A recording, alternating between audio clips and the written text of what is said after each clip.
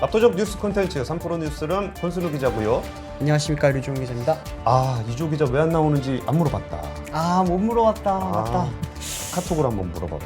어떻게 해도 되는지. 네, 알겠습니다.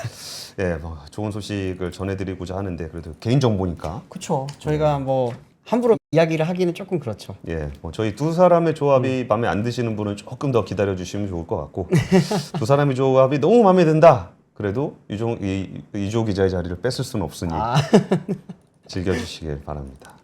예, 첫 번째 소식부터 전해드리겠습니다. 첫 번째 소식은요, LS 전선이 미국 버지니아에 1조 원을 투자해서 최대 해저 케이블 공장 건설을 하겠다라는 얘기인데, 미국에서 가장 큰 해저 케이블 공장이라는 겁니다. 그래서 이제 그 자회사 LS 그린링크에다가 한 1조 정도를 투자를 한다는 얘기인데, 여기 이제 버지니아주에 2025년 착공을 한다는 거예요. 근데 여기가 그 설명으로 보니까 해저 케이블을 어디다 쓰는 거냐라고 하면은 해상 풍력에다 씁니다.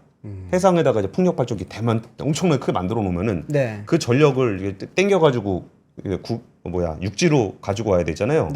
그랬을 때 그 해저 케이블을 쓰게 되는데, 미국의 해상 풍력 발전이 대부분 동부 해안을 따라 추진되고 있다. 그래가지고 그쪽으로 이렇게 쫙 이렇게 풍력 발전이 생기면은 여기서 해저 케이블을 만들어서 바로 연결할 수 있게끔 그런 입지 조건을 가지고 있다는 겁니다.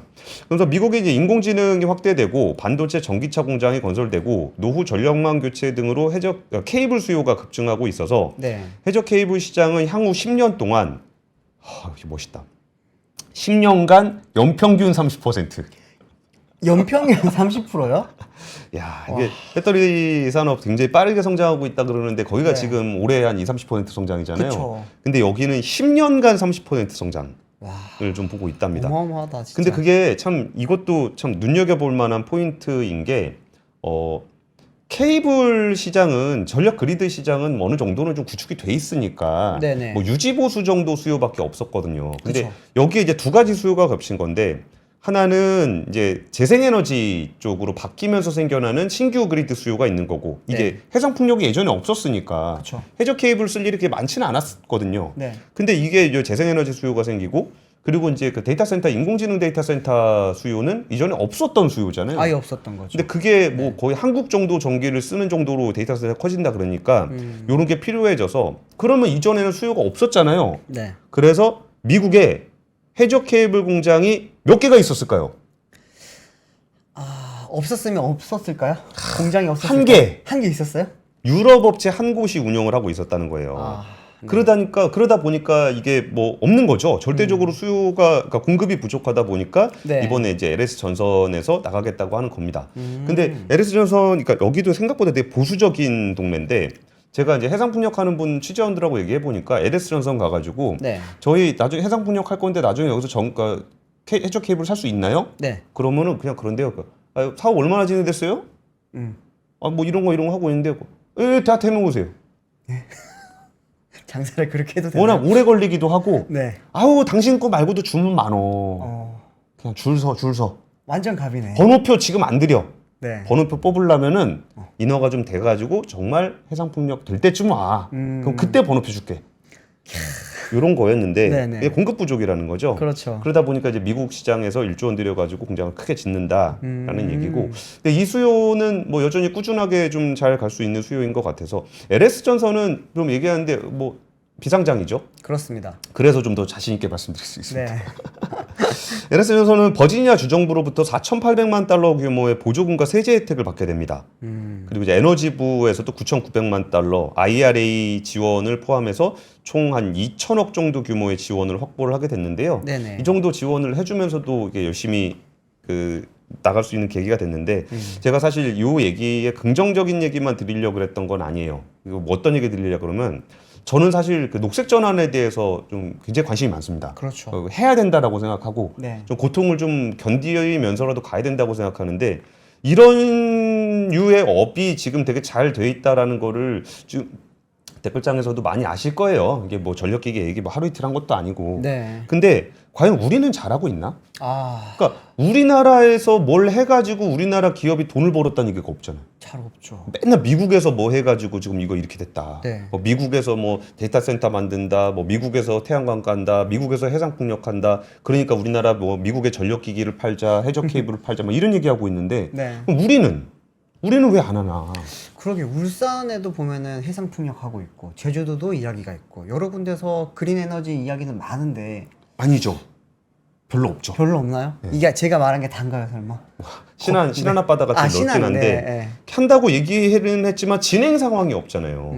그리고 이제 사실 뭐 정부에서도 네. 요새 뭐 재생에너지 관련한 얘기하는 거 경우가 거의 없잖아요. 그렇죠. 근데 또 하나 뉴스를 뭘 하나 전해드리려고 그랬냐면은 마이크로소프트가 옥시덴탈 페트롤리엄, 네. 옥시덴탈이죠. 옥시덴탈한테 그 탄소 배출권을 사기로 했답니다. 그러니까 수천억 원 규모로 탄소 배출을 사겠다라는 건데 이게 어떤 구조냐면은 네. 마이크로소프트가 데이터 센터를 운영을 하잖아요. 그럼 그쵸. 전기를 많이 쓰게 되는 거고 네. 탄소 배출이 생깁니다. 그래가지고 마이크로소프트에서 밝힌 게 2020년 이후에 탄소 배출량이 한 30% 정도 증가했다. 자기들 원래 이렇게 줄인다 그랬었는데 네. 실제로는 좀 늘었다라고 얘기를 하고 있고요. 구글 같은 경우도 이제 인공지능 데이터 센터 만들다 보니까 탄소 배출량이 5년간 48% 증가했다라고 하고 있어요. 근데 거기서 이제 마이크로소프트 같은 경우는 2030년까지 탄소 중립을 넘어서 마이너스 배출을 목표로 하고 있거든요. 오, 네. 구글 같은 경우도 2030년으로 한다 그랬고. 근데 그러면은 이게 탄소 배출을 줄이는 방법은 여러 가지가 있습니다. 그러니까 자기가 직접 줄이는 것도 있고 네. 아니면 줄이내 거 사오는 것도 있습니다. 그렇죠. 뭐 배출은 많이 안 하는데 많이 줄였다. 그러면 그거를 사는 게 있고 네. 뭐 이런 것들이 있는데 그러다 보니까 이제 옥시덴탈이 가지고 있는 탄소 배출권을 사는 것도 어쨌든 투자를 해가지고 줄인 거니까 네. 인정을 해주는 겁니다. 근데 저 순간적으로 뉴스를 보면서 옥시덴탈이 무슨 탄소를 줄여? 그렇죠. 정유회사인데. 정유가스 회사인데 네. 이게 뭐야 그랬더니 옥시덴탈이 탄소 포집을 해가지고 묻는 이른바 CCS 기술이라 그러잖아요. 네네. CCS 사업을 좀 하고 있답니다. 그래가지고 이 옥시덴탈이 탄소 포집을 해서 묻는 비즈니스를 할 때 여기에 돈을 그러니까 옥시덴탈이 대기 중에 탄소를 제거해 지하에 저장하는 비용을 마이크로소프트가 내겠다. 네. 그러니까 일은 옥시덴탈이 하는 건데 잘하니까 가스 회사가 원래 그런 것도 원래 하던 회사고 네네. 그러니까 얘가 이거 하는 돈을 마이크로소프트가 대줌으로써 어쨌든 두 회사를 합쳐서 탄소 배출을 줄이는 네. 쪽의 비즈니스를 한다는 거예요. 그래서 야 이런 것들에 대한 얘기를 우리가 좀 더 다양하게 우리나라 기준으로도 좀 많이 해야 되는 거 아닌가. 그쵸. 그냥 남들 하는 거에서 장사하는 것도 중요하겠지만 네. 우리 내수 시장이 또 그래도 어느 정도 탄탄하게 있어줘야 우리나라 기업들도 해외 나가서 장사를 하기가 좋잖아요. 그쵸. 그래서 국내에서도 좀 관심을 가졌으면 좋겠다는 생각이 좀 들었는데 뉴스보다 좀 재밌었던 거는 옥시덴탈이 네. 그 DAC라는 시설을 만들고 있는데 DAC가 뭐냐면 다이렉트 에어 캡처. 그러니까 공기 중에서 네. 탄소를 그냥 빨아들이는 비즈니스가 있거든요. 야, 그거 신기하네. 아 근데 요게 네. 잘 안 되기로 유명한 탄소 네. 포집 기술이거든요. 일단 간단하게 생각을 해봐도 여기서 지금 탄소만 끄집어낸다는 거잖아요. 그 이산화탄소만. 네. 근데 이게 쉽지 않을 것 같은데. 이산화탄소가 가스 배출해서 쫙 올라오는 걸 잡는 거는 네. 좀 그럴 듯한데 그쵸. 공기 중에 그냥 빨아들이는 거는 효율이 굉장히 떨어진다고 좀 알려져 있어요. 근데 그걸 한다고 거기 돈을 쓴다고 요거는 조금 약간은 좀 쉽지 않겠다 네. 싶었는데 여지없이 파이낸셜 타임즈는 네. 옥시덴탈의 직접 공기 포집 기술은 비용이 너무 많이 들고 포집할 수 있는 이산화탄소량에 비해 에너지 소모가 너무 많다라고 네. 지적을 했다고 합니다. 아. 근데 어쨌든 이런 그린 전환이 우리나라에서 너무 조용하다 보니까 조금 잊어버리게 되는데 네. 전 세계적으로는 여전히 굉장히 활발하게 돼 있다라는 말씀을 좀 드리겠습니다. 네. 저가 갑자기 그 생각이 들었어요. 예전에 수소 전기차들이 예. 돌아다니면서 이렇게 공기를 빨아들여서 거기서 산소를 배출한다. 뭐 그런 예. 이야기 있었잖아요. 그러면서 나무 몇 그루 심는 효과가 있다. 뭐 이런 에이. 이야기 있었는데 그때 참 비슷한 이야기들 했었죠 그때. 예, 메롱님이 그냥 나무 네. 심는 게 낫지 않냐라고 말씀 주셨는데 네네. 그런 것도 포함됩니다. 그렇죠. 그 탄소 배출 저감을 하는 부분들에 대해서 네. 그런 식으로 그 탄소 배출권을 확보하는 것도 있습니다. 그쵸, 있죠. 아니면은 개발도상국에다가 재생에너지 까는 거 네. 그런 것들도 탄소 배출권을 확보하는 데 도움이 됩니다. 그래서 맞아요. 뭐 한진그룹 같은 경우에도 사막에 나무 심기 하면서 탄소 배출권 그때 확보했다고 이야기했었고 그렇죠. 예. 여러 가지 방법이 있죠, 사실. 그러니까 비행기의 탄소 못 줄이면 네. 뭐 그런 거라도 해야죠. 그렇죠. 예. 맞습니다. 네. 두 번째 뉴스는 어떤 내용입니까? 다음 뉴스는 지금 어제 오늘 계속 좀 뜨겁게 나오는 이야기인데 최저임금 이야기입니다. 최저임금 이게 참 첨예하잖아요, 사실. 그런 이야기를 하는데 어제 나왔던 이야기는 이제 노동계 쪽에서는 내년도 최저임금을 올해보다 이제 27.8% 오른 12,600원을 달라. 경영계에서는 동결을 해야 된다라고 이야기가 많이 났죠. 근데 이거 자체도 지금 법정 심의 기한은 한 2주 정도 지금 지난 상황이거든요, 사실은. 그런 상황에서 나온 제시안인데 오늘 이제 거기에 대해서 좀 합의안이 1차 합의안이 나왔습니다. 1차 합의안은 보면은 이제 노동계에서는 인상률 자체를 완전 50%로 줄였어요. 그러면서 13.6% 인상한 11,200원. 그리고 이제 경영계는 10원 올려서 9,870원으로 하자라고 이야기를 했습니다. 그러면서 이제 기존에 이제 격차가 한 2,700원 정도 났던 게 지금 1,330원 정도의 지금 격차로 줄기는 했는데 아직까지 이걸 좀 줄이기는 많이 쉽지 않아 보이기는 합니다. 이야기를 하면서 이제 노동계 쪽에서 이야기하는 부분은 2년 연속 물가 인상보다 작은 2년 연속 물가 인상보다 작은 임금 인상으로 실질 임금은 하락을 했고 또 월급 빼고 모든 것이 다 오른 시대다.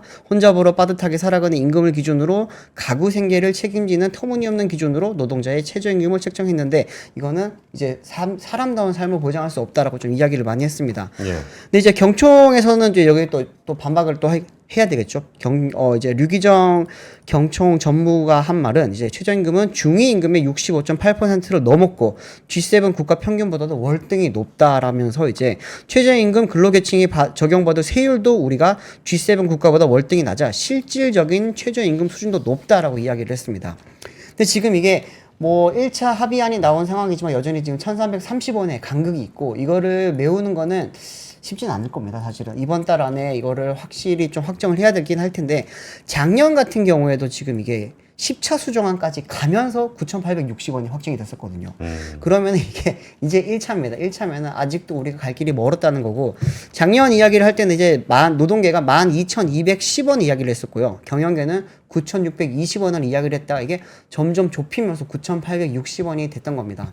그러다 보니까 이제 노동계 쪽에서는 어쨌든 10,000원이라고 하는 커트라인을 넘어야지만 사람다운 삶이 조금 가능해질 수 있다. 그것도 최소한의 기준으로. 근데 또 경영계 쪽에서는 10,000원이 넘게 되면은 소기업들이 굉장히 좀 특히나 이제 영세 사업자들 그쪽에서 굉장히 피해가 클 수 있다라고 이야기들이 많이 나왔습니다. 예전에 농담 삼아서 그런 얘기 있었어요. 그러니까 독일 한참 축구 잘할 때 네네. 그 축구란 무엇인가? 네. 그러면 양쪽 11명이 뛰고 독일이 이기는 것을 축구라고 한다.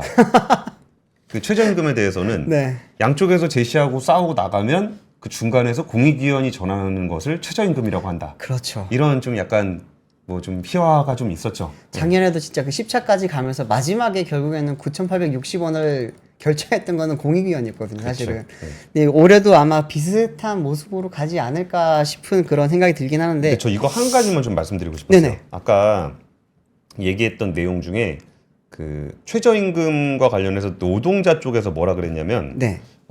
최저임금은 비혼 단신 가구 생계비를 기준으로 책정이 됐는데 그렇죠.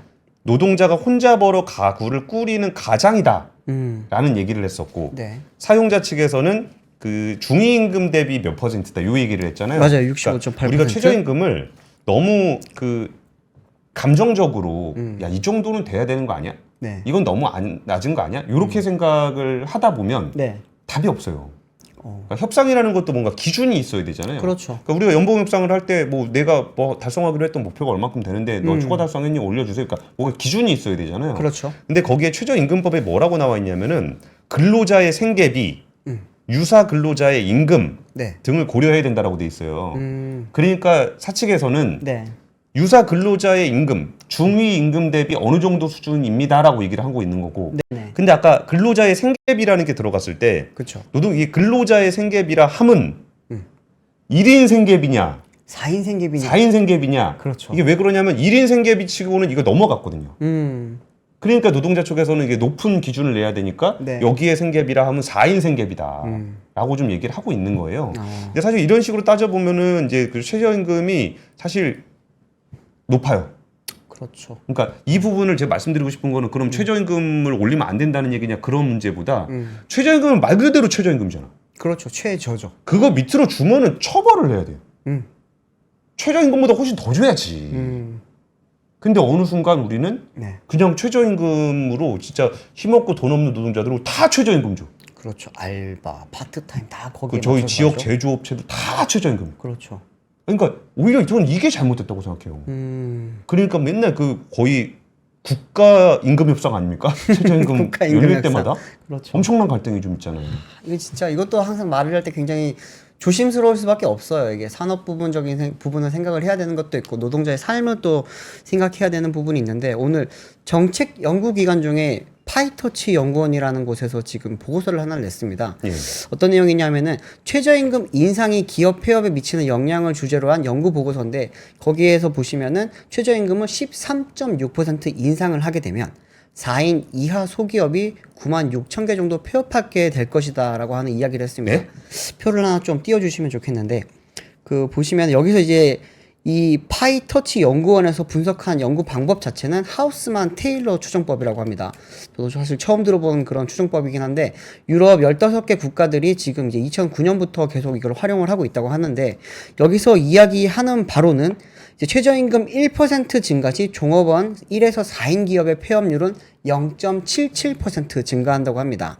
그렇게 되다 보니까 이제 13.6%가 증가하게 되면은 이제 폐업률은 10.5% 증가하게 되고 그럼 이걸 이제 기업 생멸 행정 통계를 활용을 해서 계산을 해보니까 수치적으로는 이제 이론상으로는 한 9만 6천 개 정도의 4인 이하 소기업이 폐업할 가능성이 있다라고 이야기를 했습니다. 그러다 보니까 이렇게 뭐 실제로 10만 개 정도가 지금 폐업을 한다라는 이야기보다는 네. 그런 이제 피해가 나타날 수 있으니까 이 부분을 좀 신중하게 접근을 해야 된다라고 하는 이야기를 한 거죠. 근데 좀 제가 재밌게 봤던 거는 반면 최저임금 1% 증가 시 종업원이 없는 기업. 예. 제가 여기서 좀 이상했어요. 종업원이 없는 기업. 1인 기업. 아, 1인 기업. 네, 네. 커피집 사장이자 혼자. 네. 아, 그런 회사일 경우에는 기업의 폐업률은 0.73% 감소한다라고 나왔습니다. 최저임금이 올라가게 되면은 이제 본인만 일하는 기업 같은 경우에는 이제 폐업률이 오히려 조금 감소한다 이런 이야기를 했습니다. 이거는 종업원이 없기 때문에 이제 최저임금 인상의 영향을 받지 않다 보니까 가격 경쟁력을 가지게 되면서 폐업률이 감소하게 된다. 뭐 이렇게 이야기를 했습니다. 보면서 항상 저도 이제 최저임금 이야기를 이맘때쯤 되면 항상 전해드리고 있기는 한데 그렇죠. 참 말할 때 조심스러워질 수밖에 없어요. 네. 아이고, 남의 연봉과 관련된 얘기인데. 그렇죠. 네, 맞습니다. 지금 여담인데 제가 네. 파이터치 연구원이 뭐 하는 데인가에서 홈페이지 한번 들어와 봤는데 여기서 상속세율을 50%인 상속세율을 30%까지 낮추면은 네. 2만 6천 개의 일자리가 창출된다. 아, 약간 톤이 네. 좀 느낌이 좀 있네요. 그렇죠. 그러니까 물론 최저임금 인상되면은 소기업들이 폐업을 하게 된다라는 거 네네. 얘기는 뭐 틀린 말은 아닌 것 같은데 네. 근데 좀 숫자가 과하긴 하네. 거의 10만 개에 가까운 데가 없어진다는 얘기니까. 네. 계산 정말 말 그대로 계산의 계산 산수를 해서 만들어내는 그런 수치 같기는 한데 조금 네. 요맘때 그렇습니다. 많이 나오는 얘기죠. 네. 예, 그렇습니다. 사실 파이터치 연구원 처음 들어봤습니다. 예, 어떤 연구를 했는지는 뭐 방법론까지는 저희가 잘 모르니까. 네, 예. 그렇죠. 알겠습니다. 다음 뉴스는 한미 사이언스 주가가 오늘 6.5% 급등했습니다. 그렇죠. 네, 거기에 이제 최대 주주 간 그 모자의 갈등이 종식됐다라는 얘기인데 한미 사이언스의 개인 최대 주주인 신동국 한양정밀 회장과 창업주 장남 임종윤 사내이사가 대주주 간 분쟁 종식을 선언했다고 합니다. 네. 이제 불협화음이 극적으로 봉합이 됐다. 모녀도 형제도 모두 함께 뜻을 모았다. 그리고 이제 상속세 문제 해결에 도움을 주는 한편 한미 약품을 지키기 위한 대승적 결단이었다라고 얘기를 했고요. 네. 그리고 이제 그거를 뭐 회장, 대표이사의 수직적 모습에서 벗어나 전문 경영인을 경험한 최고의 인력풀을 놓고 네. 주주가 바라는 밸류업을 견제와 투명성, 스피드를 더해 신속한 성과까지 이어지게 하는 이런 좋은 말을 했습니다. 그리고 저는 좀 특이했던 게 책임 경영과 전문 경영, 정도 경영을 하이브리드 형태로 융합한 방안을 논의 중이다. 네.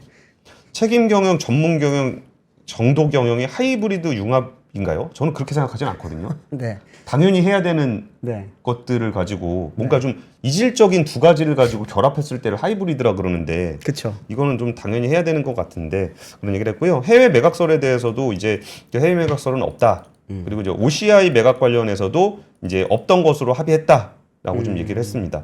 근데 이에 앞서서 이 과정이 어떻게 됐냐면은 양쪽이 이제 둘이 싸웠잖아요. 그렇죠. 근데 중간에 이제 신동국 회장이 송영숙 회장과 임주연 부회장, 그러니까 모녀 쪽 주식을 사줬습니다. 네. 6.5%를 사주면서 공동으로 의결권을 행사하는 약정이 체결이 됐고요. 네. 결과적으로 그러니까 신 회장이 가지고 있는 합산 주식이 거의 굉장히 높아졌습니다. 그러니까 두 가지가 된 거죠. 하나는 여기가 지금 이걸 하려고 그랬던 이유가 상속세를 마련하기 위해서 네. 이거를 해외에다 팔 것이냐 아니면 OCI랑 합병을 할 것이냐 요걸 가지고 이제 싸우다가 맞아요. 그 신동국 회장이 그 지분을 제가 돈 넣어갖고 내가 그 지분 사줄 테니 그거 가지고 상속세 내세요. 그 둘이 싸울 필요 없이 내가 최대 주주이니까 둘이 싸우지 마. 그리고 이 경영은 우리가 이사회를 중심으로 하고 전문 경영 체계로 가자. 뭐 이런 얘기입니다. 네. 그래서 뭐 적당히 이제 정리는 된 것 같다라는 설명인데 이 부분에서 제가 되게 좀 안타까웠던 거는 이게 뭐 하는 짓인가 싶어요. 아니 네.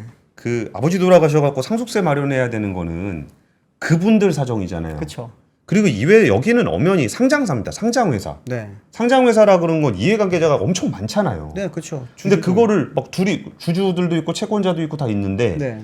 만약에 사장님 둘이서 이러고 싸웠으면 아, 둘 다 바로 해고됐을 겁니다. 바로 날아가죠, 진짜. 예. 근데 그거를 나 지금 세금 내야 되니까 주식 회사를 팔아가지고 돈을 마련해야 되겠습니다. 그리고 한쪽은 해외에다 팔래요. 한쪽에서는 뭐 OCI하고 해서 할래요. 막 그리고 둘이 싸우니까 거기 이제 그 아버지 친구분이었던 어르신이 오셔가지고 야, 그 주식 내가 사줄 테니까 그 돈 가지고 세금 내고 둘이 싸우지 마. 이게 지금 2024년 대한민국에서 벌어지고 있는 그것도 이 큰 우리나라를 대표하고 있는 바이오 제약 회사에서 그렇죠. 일어난 일이라는 게 정말 안타까워요. 네. 그냥 아니, 좀 본인들 지분 가지고 그냥 뭐 이사회를 통해서 하시든 아니면 재단을 만들어서 하시든 그거는 그러니까요. 자기 재산권에 관련된 문제니까 알아서 하시면 되는데 네. 이게 전문 경영인 체제라고 했을 때 진짜 전문 경영인이 얼마나 돼 있는지도 모르겠고 그래서 좀 씁쓸하더라고요.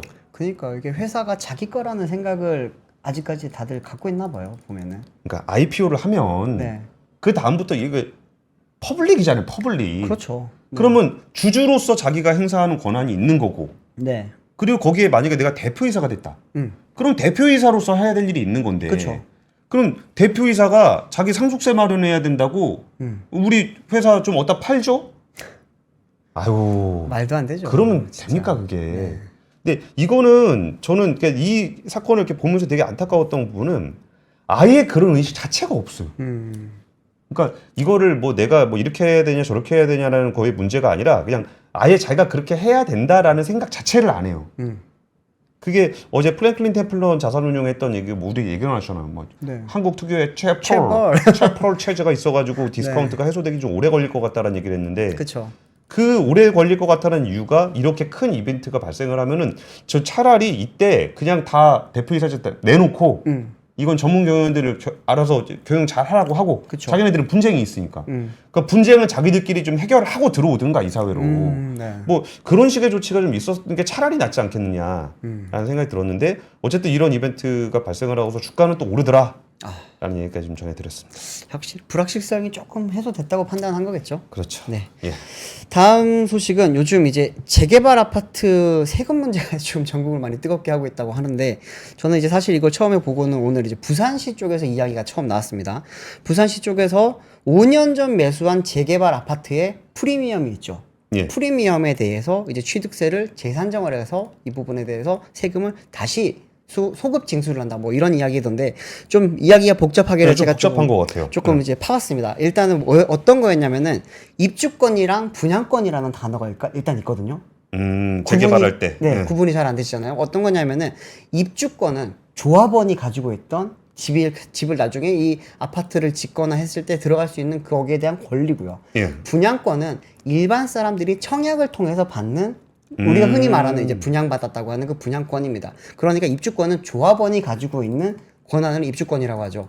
그럼 보통 재개발 재건축을 하게 되면은 사람들이 입주권을 프리미엄을 주고 사잖아요. 예. 그러면은 그 주고 산 사람은 세금을 2번 냅니다. 먼저 이제 이 프리미엄을 주고 입주권을 살 때 한 번 내고, 그리고 이제 집이 다 지어지면은 들어갈 때 또 한 번 다시 냅니다. 그럼 취득세를 2번을 내는 건데, 예. 지금 여기서 오늘 문제가 된 건 뭐냐면은 두 번째 내는 세금에 대해서 지금 이제 세율을 다시, 과세 표준을 다시 지금 책정을 해서 세금을 부과를 하겠다라고 하는 그런 이야기였습니다. 어떤 거냐면은 프리미엄을 내가 이제 웃돈을 주고 샀죠. 예를 들어 10억짜리입니다. 10억짜리를 내가 이제 그 입주권을 사는데 여기에 프리미엄을 5억이 붙었어요. 예. 그러면 기존에는 5억짜리가 5억이 붙어서 10억이 된 거잖아요. 그러니까 5억짜리 입주권인데 네, 그렇죠. 여기에 프리미엄이 5억이 붙어서 내가 살 때는 10억을 주고 산 거죠. 그렇죠. 네. 그러면은 지금까지는 이제 우리가 취득세를 낼 때 5억을 기준으로 지금 냈어요. 아, 원래 있던 거에 프리미엄은 빼고. 그렇죠. 예. 그런데 작년 8월 달에 행안부가 이 프리미엄도 사실은 이게 다 포함을 시켜서 세금 취득세를 내야 된다. 내가 살 때 돈을 10억이 실제로 주고 돈을 주고 실제로 산 돈은 10억이기 때문에 여기에 맞춰서 이걸 내야 된다라고 이제 다시 한번 그 유권 해석을 내놨습니다. 그러니까 이거를 그냥 우리가 생각해 보면은 이게 입주권이라는 것과 사실 청약은 네. 들어갈 수 있다라는 측면에서 같은 그건 거니까. 같은 거죠. 네. 근데 입주권은 원래 가지고 있던 사업자가 갖고 있는 거라 좀 낮게 책정이 돼 있고. 네. 그러니까 이걸 팔았을 때는 그러니까 같은 거니까. 네. 청약했을 때 그러니까 청약을 받는 거나 입주권의 프리미엄을 주고 산 거나 같은 거니까 그 취득세는 그 가격에 내야 된다라는 해석인 거죠. 그가 그렇게 해석을 조금은 다르긴 한데 어쨌든 좀 진행해 보시죠. 그럼 네, 이렇게 된 건데 어떤 거였냐면 이제 부산시에서는 지금 이게 지방세입니다. 지방세를 낼 때 지금 이 부분에 대해서 잠시만요. 이게 지금 한 40여 개 단지, 지금 이제 한 5년 내 준공된 40여 개 단지를 지금 대상으로 이 부분에 대해서 이제 추가 징수를 하기로 했고요. 이게 총 추가 징수액이 한 9억 7천만 원 정도 된다고 합니다. 저는 이제 그래서 지방 뉴스인가 싶어서 다시 찾아보니까 서울, 경기, 충남 지역이 전체가 지금 같은 상황이더라고요. 최근 5년 내에 있던 게 다 해당이 될 수 있다고요? 네, 그렇습니다. 특히나 이제 서울, 경기다 보니까 수도권 2천만이 지금 다 포함이 될 수 있는 건데, 특히 서울시에서 지금 문제가 좀 되고 있는 게 뭐냐면, 서울시 같은 경우에는 지금 잠시만요. 죄송합니다. 네. 서울시 같은 경우에는 지금 현재 6만 1,880세대가 지금 이제 5년 동안에 6만 세대? 네, 5년 동안 재개발을 했거든요. 이 중에서 한 10%에서 20%가 지금 이 승계조합원, 쉽게 말하면은 입주권을 프리미엄을 주고 샀다고 합니다. 그러면은 적게는 10만 명 정도 지금 포함이 될 수 있다고 하거든요. 대상자가 많네요. 엄청 많습니다. 지금 은평구청 같은 경우에는 작년에 이게 굉장히 좀 문제가 크게 됐었는데, 가구당 세금을 한 860만 원까지 더 내야 되는 상황이 됐던 거죠. 그러다 보니까 이제 여기에 대해서 지금 소송도 막 이런 행정소송도 한다고 하고요. 수원 쪽에서도 지금 8달 19역이라고 하는 지역이 있는데, 여기서도 이게 문제가 벌어졌거든요. 어떻게 해서 문제가 벌어지게 됐냐면은 바로 옆에 있는 8달 9구역, 8달 8구역 여기서는 프리미엄을 뺀 걸 기준으로 입주를 했어요. 그런데 8달 19역에 갈 때는 행안부의 그 이제 유권 해석이 나온 뒤다 보니까 이거는 프리미엄을 포함해서 세금을 더 내라, 이런 상황이 됐던 거죠. 이런 게 지금 전국적으로 막 일어나고 있다 보니까 지금 서울시라든지 서울시 구청장 협의회라든지 아니면 이제 각 지자체별로 지금 행안부를 상대로 지금 소송까지는 아니지만 엄청나게 불만을 쏟아내고 있다고 지금 보시면 됩니다. 와, 지자체 입장에서는 그거 받아갖고 이제 자기 시민들한테 욕 먹을 거 생각하면은 네네. 안 받고 싶겠지만 안 받고 싶을 수도 있는데, 그렇죠. 행안부의 유권 해석이니까 안 받을 수도 없는 상황인 거죠. 그렇죠. 이게 사실은 조금 더 뒤로 사실 시간을 돌려보면은 왜 이런 혼란이 나타나기 시작했냐면은, 행안부가 사실 2010년도 때 그때 유권 해석을 내놓을 때는 프리미엄을 빼고 하는 게 맞다라고 이야기를 했어요. 그러다 보니까 서울, 경기, 부산 막 이런 이제 당시에 막 부동산 개발이 많았던 지역에서 그러면은 프리미엄을 뺀 입주권을 기준으로 이제 과세 표준을 지정을 했다가 2015년도 때 이제 분양권에 대해서도 프리미엄에 대한 이야기가 나옵니다. 여기 당시 그때 이제 분양권을 전매받아서 취득할 경우에는 프리미엄이 과세 표준 대상이다라고 이야기를 했던 거예요. 자, 입주권과 분양권 아까 말씀드렸죠. 자, 입주권은 아직까지는 프리미엄이 대상이 아닙니다. 2015년부터는 이제 갑자기 생각나죠. 분양권에 대해서만 분양권의 프리미엄에 대해서만 세금을 넣었던 거죠. 그러다 네. 보니까 이게 행정 과정에서도 굉장히 이게 실수도 많고 분쟁도 많고 이러다 보니까 행안부가 작년에 그러면은 분양권뿐만이 아니라 입주권에 대해서도 그러면 프리미엄을 다 과세 표준에 집어넣자라고 하게 된 겁니다, 지금. 근데 그거 작년에 8월 달에 나오고부터 좀 조용했어요. 조용하다가 11월 달, 12월 올해 이제 들어가면서 이제 점점 계속 문제가 하나씩 터지고 있는 거라고 보시면 됩니다. 근데 이 부분은 지금 뭐 아마 계속 진행될 것 같아요. 지금 뭐 서울에서는 은평구랑 뭐 성북구랑 여기서 지금 많이 나오고 있는데 재개발이 5년 동안 이루어졌던 단지들을 보면은 특히나 이제 강남 쪽이 많죠. 근데 왜 5년은 또 왜 5년이에요? 이게 제가 법안을 아까 제대로 제척 네. 기간 나 여기 있네. 네네. 그 제척 기간이라 그래요. 취득세. 맞아요. 네. 취득세 제축기간 맞습니다. 그것 때문에 지금 5년을 기준으로 해서 하는 건데 이게 아까 말씀드렸죠. 10만 세대가 만약에 이게 포함이 될 경우에 특히나 이 중에 한 1만 세대에서 2만 세대 정도는 강남 이상일 거거든요. 강남 서초 이쪽 강남 상구 지역에 포함이 될 거거든요. 그렇게 되면은 이 세금 자체가 엄청 규모가 높아지고 그러면서 이제 지자체가 좀 굉장히 부담을 많이 느낄 상황이다 보니까 이 부분에 대해서 행안부에 좀 강력하게 이야기를 하고는 있다고는 합니다. 근데 행안부가 유권 혜택을 최근에 내렸기 때문에 다시 한번 스탠스를 바꿀 가능성은 적다고 해요. 행안부 쪽에서 행정소송 가겠네. 이거. 그럴 수 있죠. 행안부 쪽에서 지금 이야기하는 걸로는 지금 이미 받은 것에 대해서 다시 환급을 해줘야 되는 거기 때문에 만약에 자기들이 말을 다시 바꾸게 되면은 환급을 해줘야 되는 상황이 발생할 수 있기 때문에 그 부분에 대해서는 지금 돌리기는 어렵다라고 지금 이야기를 하고 있다고 합니다. 이게 세금은 어렵죠. 국민들한테 받아가는 건데 네. 명확한 기준을 가지고 받아가야지 뭐 이랬다 저랬다 하면서 하려면 이게 되나 참. 네. 저도 그러면 관련해서 주택담보대출 얘기 좀 해보겠습니다. 네네. 오늘 상반기 은행권 주택담보대출이 3년 만에 최대폭으로 증가했습니다. 그 예금은행의 가계대출 잔액은 1,115조 5천억 원으로 한 달 전보다 6조 원이 많았습니다. 네네. 석 달째 증가하고 있고 6월 증가폭은 전달 6조 원 수준으로 유지가 좀 됐습니다. 가창 대출이 또 비중이 큰 건 주택담보대출이고요. 전달 대비 6조 3천억 늘었고 신용대출은 3천억 줄었습니다. 근데 이런 부분들이 뭐 왜 그렇게 많이 늘었냐라고 했을 때 수도권 중심으로 주택 거래가 시차를 두고서 주택 관련 대출에 반영이 됐다. 뭐 이런 얘기인데. 네. 가계대출의 5대 시중은행 기준으로 보더라도 그러니까 이달 들어서 4거래일 만에 2조 원이 넘게 늘었습니다. 그러니까 요 부분들, 신용대출 좀 늘어난 것도 있는데 네. 이거는 그 게임업체 시프트 공모주 청약에 18조 원 넘게 들어온 거였거든요.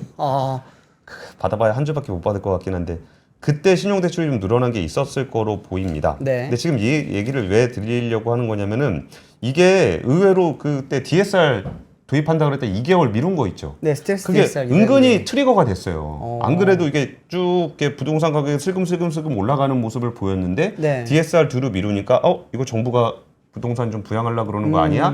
라고 했을 때 실제로 부양을 하려고 그런 게 맞습니다. 그게 왜 맞다라고 제가 말씀을 드리냐면은 네. 그때 이거 왜 2달 미뤄요? 라고 했더니 자영업 관련한 대책이 있고 PF 관련한 대책이 있는데 네. 이거를 가계대출을 쪼였을 때 이쪽에 데미지를 줄 수 있기 때문에 2달을 미룬다 그랬어요. 네. 그 얘기는 이 자영업 지원 그 25조인가 하는 그거하고 그쵸. PF 관련하는 것 때문에 부동산이 혹시 충격을 받을까봐 부양은 아니겠지만 주일 수 있는 부분들을 2달 미뤘다는 얘기거든요. 네네. 그러니까 정부가 그게 아니라고 얘기한들 그러니까 국민들이 이상하게 받아들이는 게 아닙니다.